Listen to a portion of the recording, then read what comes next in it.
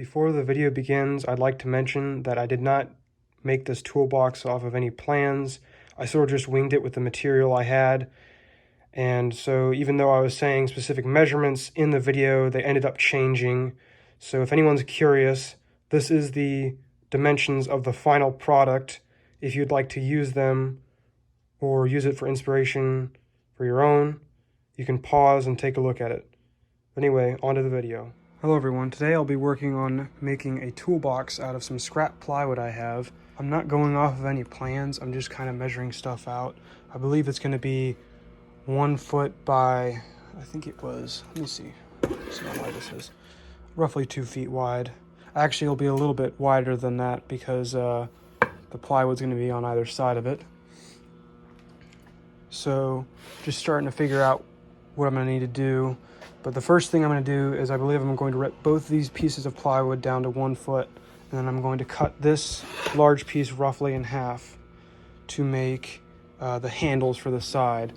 I originally was going to use this, but I've realized that this is going to be too short. I'm not going to be able to comfortably fit the 7-inch saw and the drill. I want this to be relatively oversized compared to most of these little wooden toolboxes, so I can easily fit these things in there and take it places when I need to. I'll start off by ripping down these 2 pieces of plywood.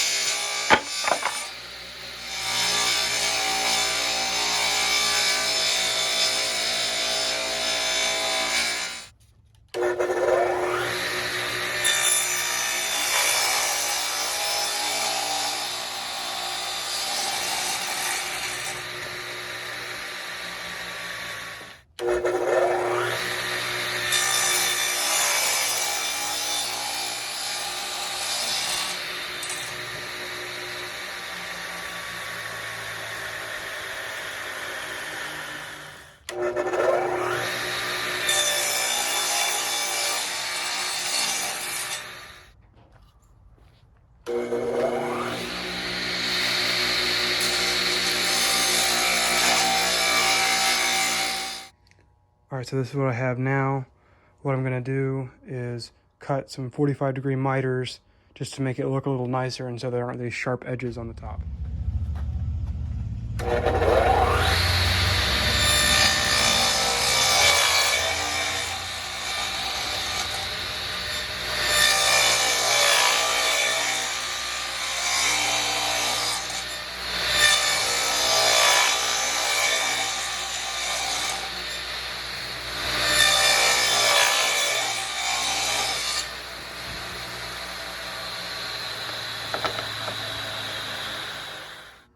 Okay, now I've cut the miters out of it.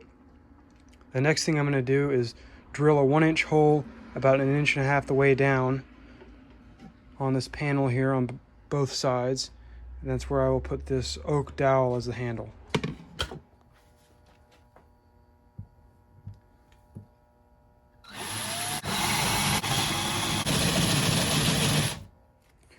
Alright, now what I've begun doing is drilling pilot holes and then screwing in Phillips head screws. These are number 8s by 1.5 inches, and that seems like it's the perfect amount.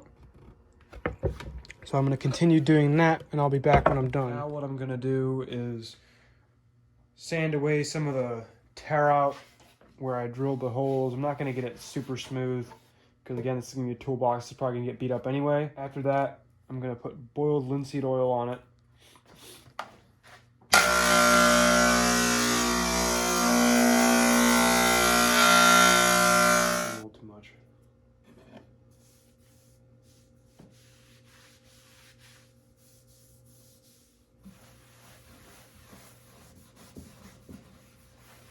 Alright, once I'm done with this, I'll come back and show the finished product. Okay, here's the toolbox all completed. After the sanding and the boiled linseed oil, it looks pretty good. I didn't end up using any fasteners on the dowel because it's in there pretty tight. I would have to push it pretty hard to get it to come out. And I have a little bit of extra space on both sides. So just in case it's, it slides any, but I don't think it will, just from carrying it around. And I'm happy to say that both the drill and the circular saw fit in here. Like that.